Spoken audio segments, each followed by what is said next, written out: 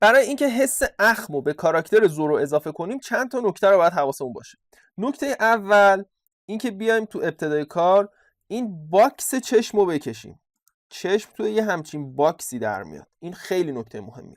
قسمت بعدی اینه که ستون وسط صورت یا همون محل قرارگیری بینی رو معین کنی.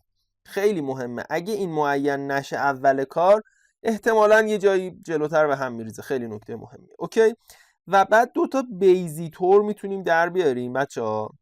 دو تا بیزیتور در میاریم برای اینکه محل قرارگیری کلی چشم جاش معین بشه. اوکی، خب حالا اینجا به بعدش رو خیلی حواستون باشه. ناکن وقتی که همه اینا معین شد، این وسط کله، وسط صورت اینجا تقریبا خالیه، به غیر از پوست چیزی نیست.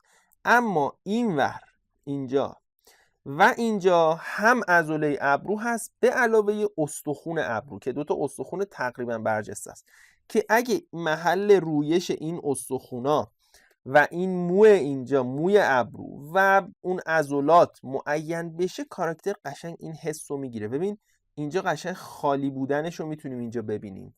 اینجا هیچی نداره، خالیه.